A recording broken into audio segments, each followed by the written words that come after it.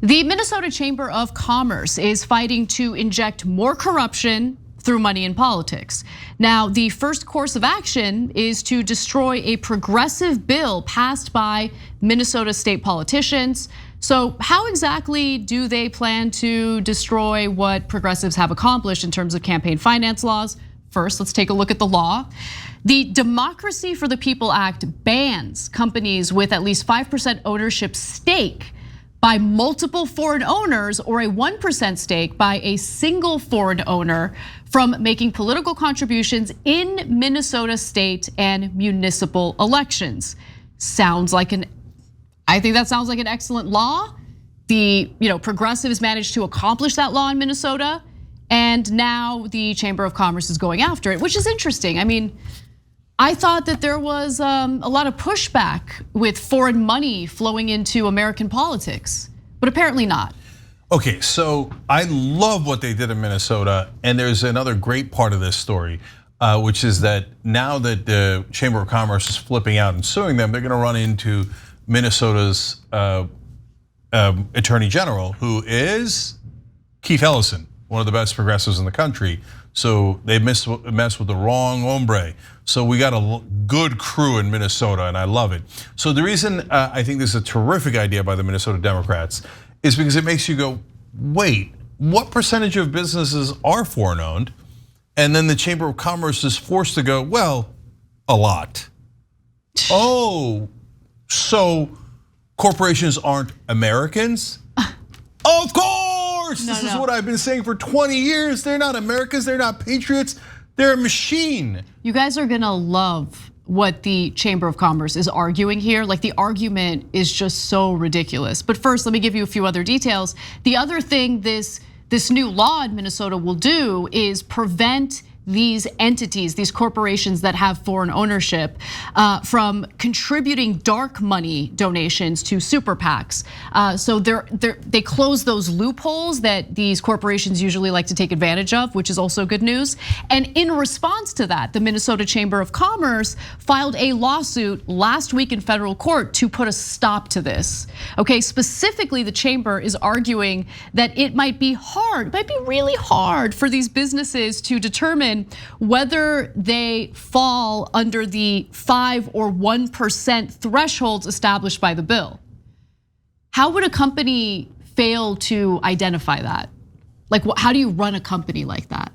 I just need to understand. No, and Anna, that's exactly right, and that's why I love this bill, because then they have to go and say, well, I mean, what do you want me to do? Go on the stock market and figure out who owns our stock and find out that it's actually 38% owned from people not in America? Yeah, that's exactly what we want you to do. And then we want you to admit that it is not an American company, that people from all over the world can buy it, whether it's the stock market or it could be the shareholders or executives of private equity companies that hold some of the private companies.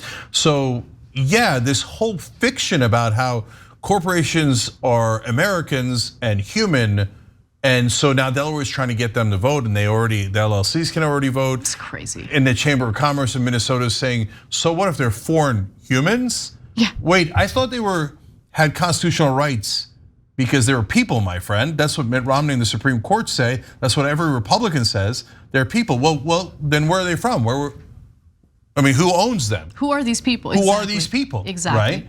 Minnesota's this is an amazing day because we have the Democratic governor of Wisconsin fighting back against Republicans in an ingenious, creative new way. And now we have Democrats in Minnesota fighting back in an ingenious, creative way. I've never seen Democrats fight back like this. Dems going wild on a state level. Yeah, way to go, guys. Look at that, man. You do the right things. We can't wait to give you credit, right? It's just the Democratic leadership almost never does it. But here they are. Yes, keep going. So I have more on this, but go. A little more from the argument from the Minnesota Chamber of Commerce. So they argue that as a result of the, elements of this new law, most Minnesota corporations could avoid making contributions so they don't run afoul of the law. Oh no, would they really do that? We strongly believe this law is an unconstitutional impingement on the free speech rights of members of the Minnesota business community. Well, what if they're not from the Minnesota business community? We look forward to restoring their ability as people in the eyes of the law to participate in the democratic process. And he's perfectly named, Doug Loon.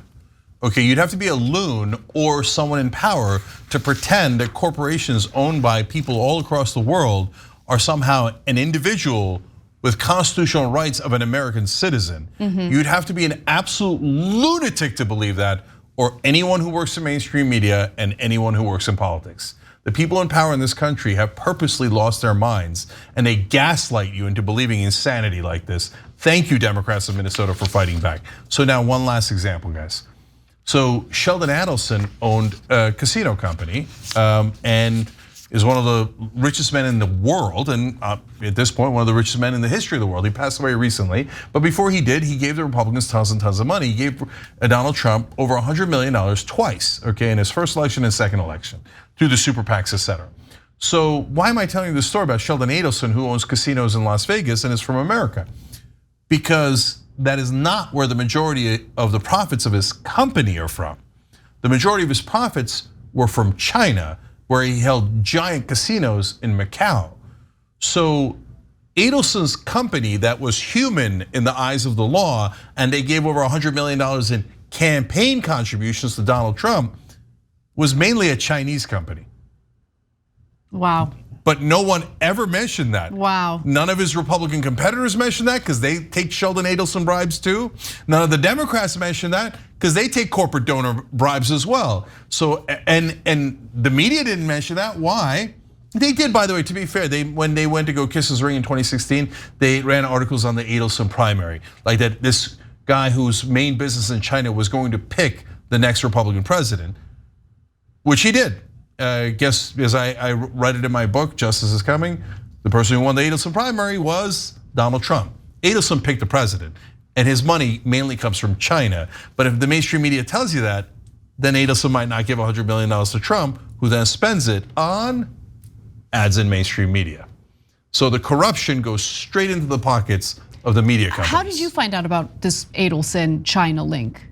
Oh, simple. You just look at his holdings. You see where the majority of his profits are coming from. You look at the casinos he holds, and remember, with most of these companies, and Jonathan Larson, our managing editor at TYT Reports, does a great job with this. You just look at their public offerings. They have to say, with public companies, hey, here's where our money comes from. Here's how much we made, etc. And then you see, oh, most of the money comes from China. So basically, since the great majority of the money came from China, it's basically a Chinese company that decided who was going to be the president of the United States of America. They didn't decide, but they played a pretty big financial role in promoting Donald Trump. Gigantic role, a gigantic. It was so gigantic, as I explained in the book, even the press noticed it. And they were like, whoa. Every Republican candidate went and they said, please, sir, please give us the bribes. And Trump won that because he said, I'll do anything for you. This is not just a plug, please. I'm telling you, in the book, I explain all the things that Trump gave back to Adelson in return for that bribe. It'll make your head explode. And you're MAGA, you should read it more. You'll be shocked at the corruption that Trump did with Sheldon Adelson. So you can pre-order at tyt.com/justice. But mainly, Democrats of Minnesota, much love, keep going. Thanks for watching The Young Turks, really appreciate it. Another way to show support is through YouTube memberships. You'll get to interact with us more. There's live chat emojis, badges. You've got emojis of me, Anna, John, JR. So those are super fun. But you also get playback of our exclusive member-only shows and specials right after they air. So all of that, all you gotta do is click that join button right underneath the video. Thank you.